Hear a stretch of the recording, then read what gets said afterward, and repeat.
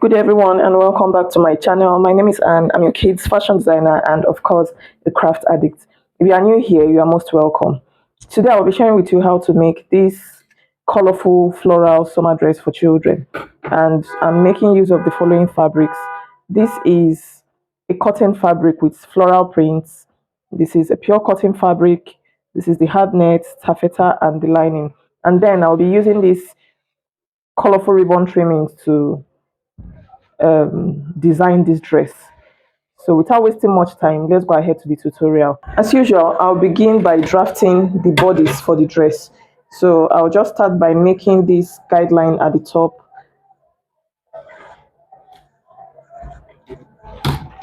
My paper is folded into two because I'm cutting both the back and the front together. So this upper part will serve as the front bodice, and this one behind will serve as the back bodice because I left about 1.5 inches here for zip allowance. So on this side of the front bodice, just note that it's going to be on fold. And for the back, I'll be cutting two pieces for the back. So next, I'll just be marking my neck width, my shoulder width. So I'll start by marking. I don't want the neck to be too narrow, so I'm marking as much as 2.5.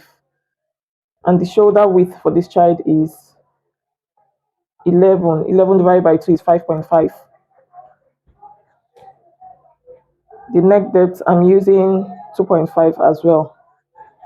So with this, my curve ruler here, I'll just be joining this.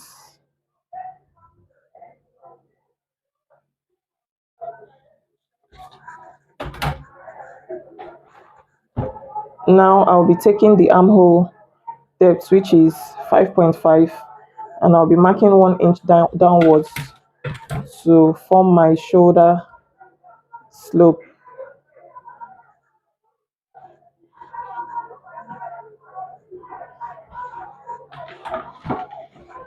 Next, I'll be using my ruler to join the 2 points together, and then I'll extend it this way.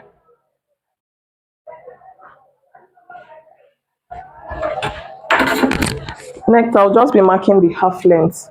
So the half length is 11.5 inches, but I'm adding half inch for joining. So I'll be marking a total of 12 inches.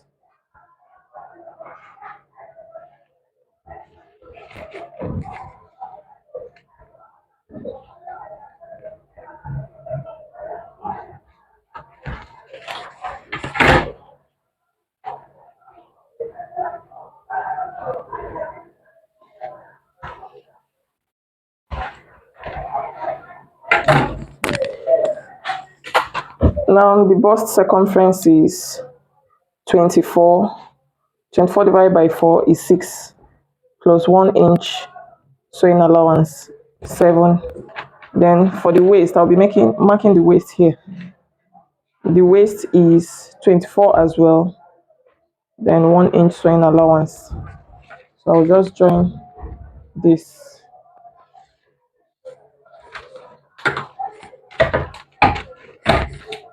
Next, I just want to mark the zip allowance for the back. But before I do that, on the waistline, I'll go in by half of an inch, and I'll blend it to the shoulder line.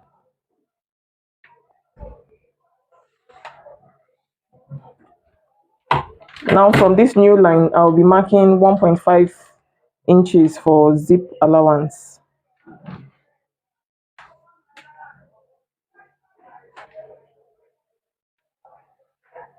So it is 1.5 inch all the way. So I'll just join these two lines together.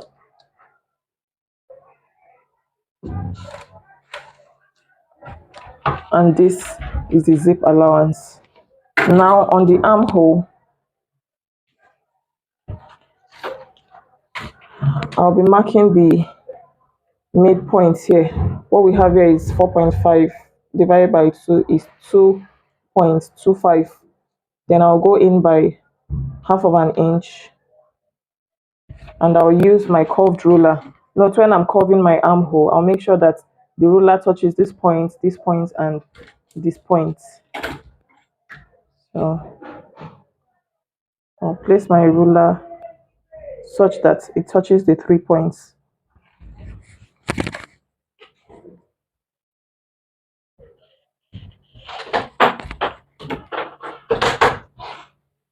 This is our allowance.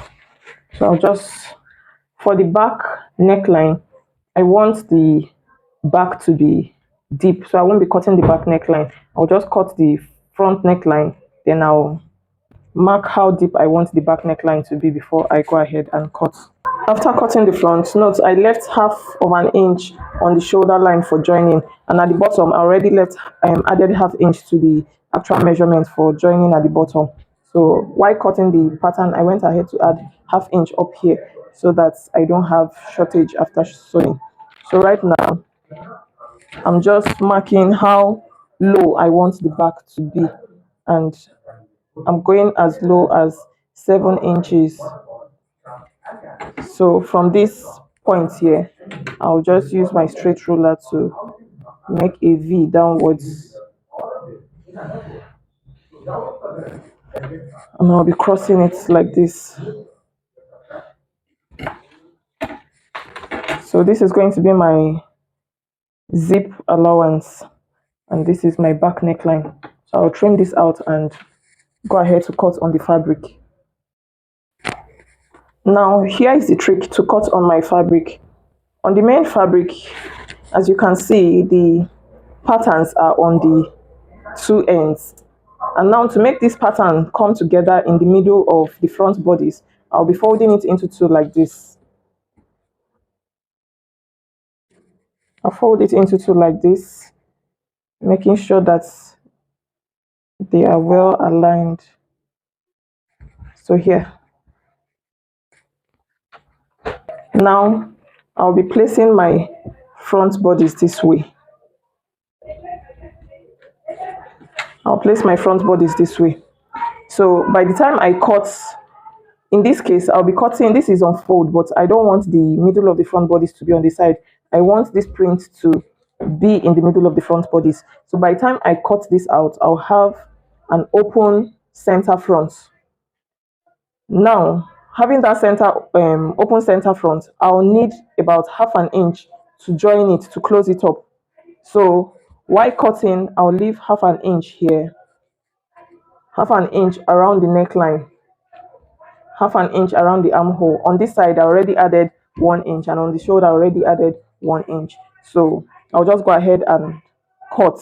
Now I've cut on my main fabric, and like I said earlier on, I left half inch all round here, the armhole, the neckline, and the center front, where I'll be joining two pieces to make one piece. Then for the back, I left half inch on the neckline, then on the armhole, I already, while drafting the pattern, I already left my allowance on the side and on the shoulder. So next I'll be going on to cut the lining and every other thing that I need to cut before we start joining the pieces together. Now I've cut on every other fabric. This is my back and this is my front. So I've cut on my lining as well as the taffeta. Then this is the bottom part. It's gathers. I'll be gathering it. So I cut on the taffeta, the main fabric, and the lining. So before we come to this, I want to join the bodice. I want to make the bodice first. So for the front bodice, I'm facing the wrong sides together. This is the wrong side of the fabric. So I'll be facing the wrong sides together. And also along the half inch allowance that I left earlier. By the time I'm done sewing, on the half inch, I'll have something like this. But I won't be leaving it like this because I'll close it up with a strip, about 1 inch wide strip. Now after stitching, I went on to iron the seam open, and this is the back. I've ironed it flat. Now in front, I have this bias strip I made, and it's 1.5 inches wide. So I'll just place the bias strip in the middle like this and use it to cover the seam. So I'll sew on both sides of the bias strip. I've sewn this on, and next I'll just be joining my main fabric to the taffeta, and I'll sew it all around. I'll do the same for the back. The back fabric is plain, it's just plain white. Then I'll be attaching it to the taffeta as well before I go ahead to join shoulders and the sides. This is the lining, but I'll attach this to the taffeta before I come for the lining. After joining the taffeta to the bodies, that is the front and the back bodies, the purpose of using taffeta is to give the body structure because the cotton is soft. Next, I'll be facing right side of the back piece onto the right side of the front piece, and I'll sew the shoulders. I'll sew the shoulders on the lining as well. Now that I have my front and back piece sewn together on the shoulder, I'll place it flat and face the front bodies upwards. That is the right side of the front and back piece upwards. And I'll place the right side of the front and back of the lining downwards so that I can sew along the neckline. Make sure the stitches on the shoulders are well aligned, that is on the bodice and the lining, before you run the stitch along the neckline so it doesn't shift. After running the stitch, I just notched the curve area and I'll be top stitching. This is optional, you don't have to if you don't want to, but I'll top stitch, then I'll turn the fabric over. If you have watched till this point and you're finding this tutorial helpful, please do well to encourage this channel by liking, share, subscribe if you haven't already, leave a comment if you have any, and don't forget to turn on your notification bell so that you get notified when I upload a new video. After ironing flats, I went ahead to mark the allowance I left for the side seam. So I'll be going ahead to join the side. I'll put it together like this, opening the seam. Then I'll run from the front to the back. I'll do the same on the other side, and we are done with the upper bodies. So again, like I said, I marked along the allowance I left. I left 1 inch allowance, and I've marked 1 inch from the front bodies to the back. So I'll put the armhole seam together and just run it across from top to bottom. We are done with the upper bodies, so I'll just be putting this aside, and next, this is the main fabric, this is the lining and the taffeta. I'll put this aside as well. At the bottom of this main fabric, I'll be going up by 6 or 5 inches, including the hemming allowance. So for the bottom part, I'll be turning the hem with this red satin. So this is the front and this is the back. So I'll just sew along like this and turn it over with this red satin. After turning with the red satin, I'll mark 1 inch away from this and place the blue ribbon. Then I'll mark 1 inch away from the blue ribbon and place the yellow ribbon. So I'll do that before I join the lower skirt to the upper bodice. After the ribbon placement, this is how it turned out. For the first layer, that's a satin, you can use any fabric of your choice. You can also use a bias to achieve this look. It mustn't be a ribbon. So whatever that is convenient for you, use to achieve this look. Next, I'll be running a gathered stitch along the waistline.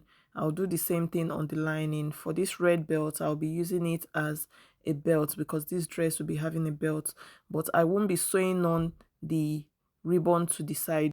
I used the plain white fabric to create a belt hoop. So this is it. I made the belt loop on the waist and I've joined the bottom part to the upper bodice. So next I'll just be hemming the taffeta inside. Now after attaching my hard net, I'll just be attaching the lining to the lining of the main bodice. So this is the hard net, also known as cancan net. I marked where the net will be sitting on and just attached it on that line. So now this is the upper bodice lining.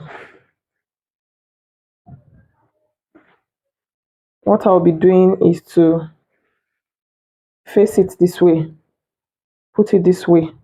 My net is facing upwards. So by the time I've made the gathering stitch on the lining, so by the time I sew it round the waistline and I turn over. When I turn over, this place will be enclosed. So I'll just go ahead and attach the lower part to the upper part, and then I'll be sewing on my zipper. I'm using an invisible zipper. So I'm using the zipper foot to attach my zipper to it. After that, we are done.